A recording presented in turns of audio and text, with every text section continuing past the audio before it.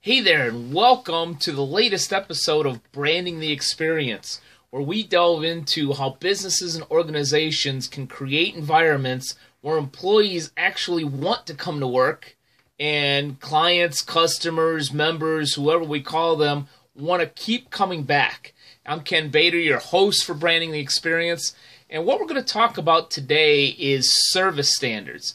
And I mention it in the book. In fact, I dedicate practically, I think, an entire chapter. I've written about it before. And in all of my sessions, whether it's based on the book, The Formula for Business Success Equals B plus C plus S, or my Branding the Experience session, or any other sessions I do, especially on strategy, I almost always go back to, if you don't take anything else from this, learn about service standards. In fact, sometimes I get asked for advice in networking circles and other particular programs, and people say, what's the one thing that I can do?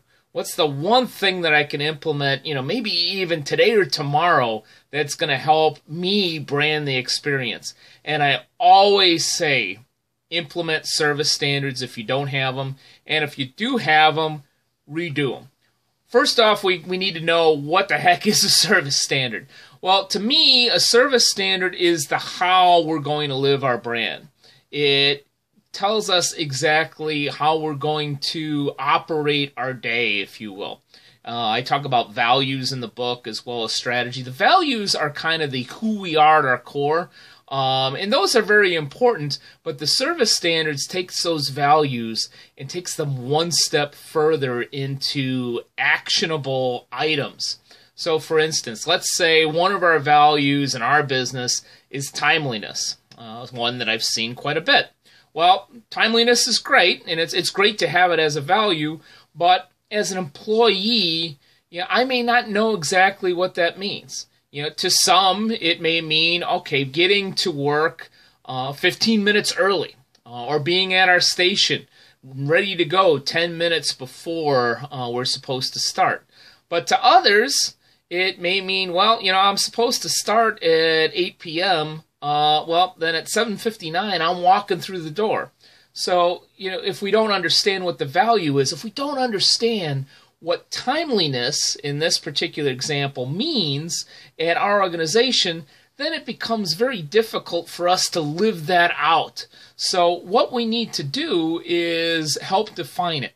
And so if we have a service standard that says that, as I mentioned before, all employees will be at their station 10 minutes prior to starting work on a particular day, then that helps to explain exactly how I need to live that value. Or if we say, in terms of timeliness, we will get back to any client that has an issue with us within 24 hours. Even if we don't have a resolution to that issue, we still communicate with them within 24 hours, let them know why we don't have a solution, and also let them know exactly what we're doing to fix the problem, if we can fix the problem. So, that's a great example of a service standard. And what I also teach is, and I ask this question in my sessions, who best to create those service standards? Well, the front lines and all of your employees at what I would call the most important level of the organization, that level of the organization that are dealing with customers. And by dealing with customers, I mean internal customers as well. I think when we create different programs and processes for customer service or incentives or things of that nature, a lot of times that we forget that everybody in the IT department has a customer. And that's every employee there. Everybody in the accounting department has a customer, and that's every employee there. Because I could tell you from a branding the experience standpoint, if I'm not getting a paycheck, I'm not going to be too motivated to create and carry out a branded experience for my customers, clients, or members. So I coach one of the best ways to implement service standards is to start with all of the important employees that serve customers in either externally or internally. And it's that base of the organization chart, or what we might call in some organizations the most important and top part of that organization chart, because I've seen some very well branded in culture focused organizations actually show an org chart where the CEO is at the bottom, because it's those people that deal with the day-to-day, every day, that are the most important people. At least that's what they try to convey in their particular culture. So what I coach is start with the employees to create the service standards. Case in point, I was working with a financial institution a number of years ago. It was probably 2001, 2002. And we were doing a customer service / cross-selling program for them. And one of the things that I brought in was the service standard exercise. And what I did was we talked about some of the organization drivers of that particular institution, one of the main ones being the values, the who we are at our core. And I challenged all of the staff to get into teams and to look at the values and create service standards from those values, to begin stating, how do we live these values every day, and what does customer service, what does the experience mean here at this particular institution? And I told them that before I came back for the next scheduled training session, which was in a month, that I expected them to get in teams and expected them to have drafts of service standards, and we were going to use that as the foundation for the next training session. So I came in for the next training session. I think I began with about 10 or 15 minutes of intro of what we wanted to do. And then I said, all right, so how did we do with the service standard exercise? And that's exactly what I got, was crickets, which automatically made me sweat a little bit. So I waited a little bit more time, and I said, did we have an issue with the service standard exercise? Did we not do it for some reason? And then there was another awkward silence for, I want to say, about 2 or 3 seconds. And then all of a sudden, the CEO of this particular organization, and it was an organization of about 15 people, CEO gets up in the back and says, no, I got him right here, waving a piece of paper.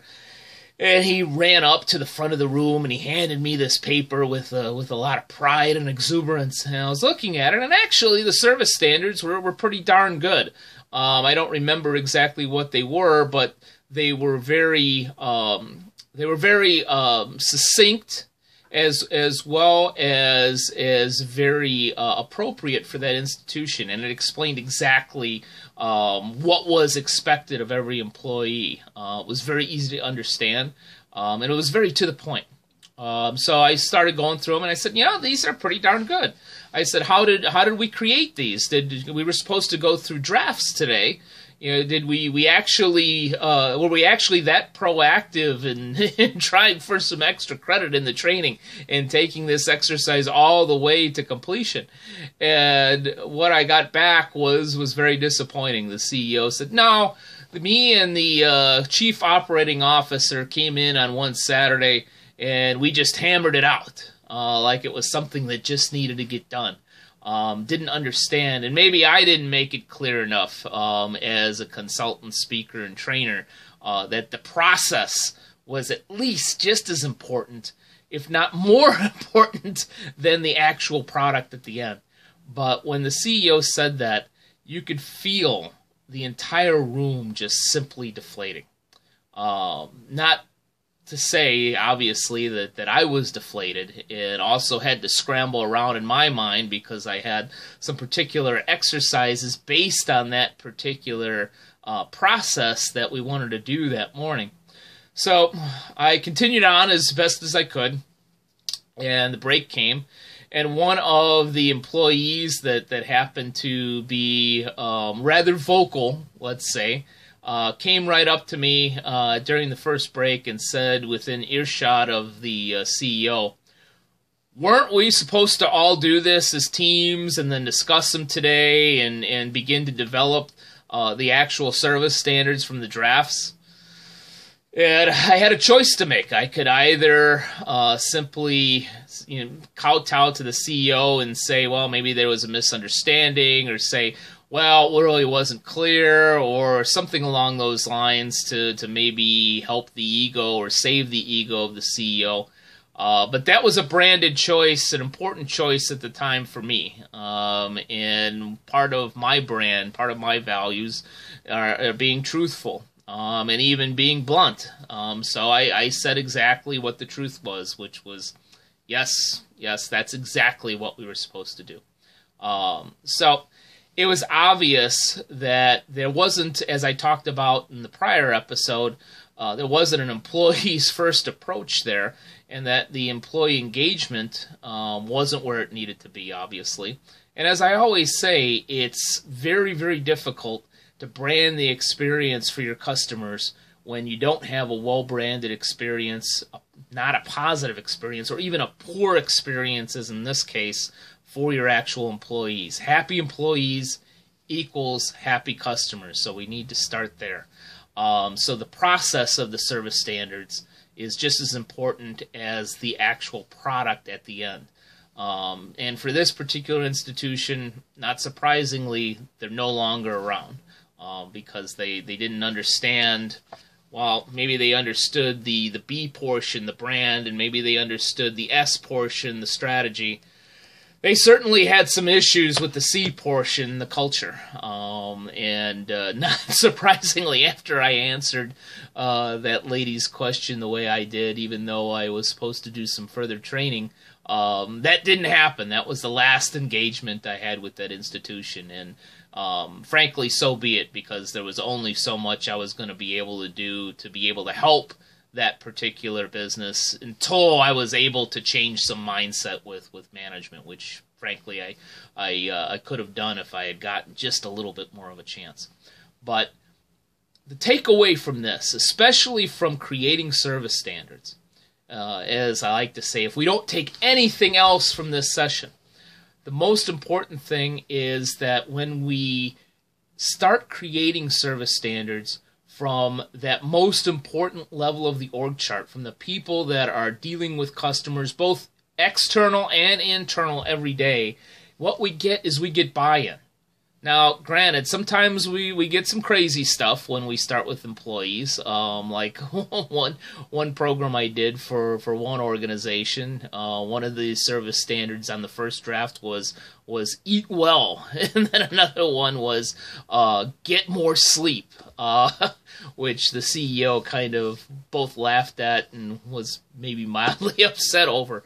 But what I explained to them is maybe they're asking for something that they don't know how to articulate. Maybe they're asking for a wellness program. And as we went through the process, we found out, yeah, actually they are. And we were able to create something for them. But the most important point, especially in terms of branding the experience, when we start with the employees in creating service standards, we get instant buy-in. Because even if they're not exactly 100% like the first drafts of what we come up with at the beginning of the exercise, it becomes very, very clear that they were a part of the process and they initiated the process. So when they're not following the standards, they're not breaking your rules as management. It's not just one more thing coming down from management that they have to do. It's their standards. They have buy-in right from the start. And it's their standards that they're either following or possibly breaking. And I've even found situations in some really great cultures where management doesn't even have to step in, where the service standards are so ingrained that employees will even police themselves, if you will. But service standards, that's one of the definite keys, if not the key, to branding the experience. I'm Ken Bader. Thank you for spending some time with me today during branding the experience. And here's hoping that your brand experience is top of mind. Have a great day.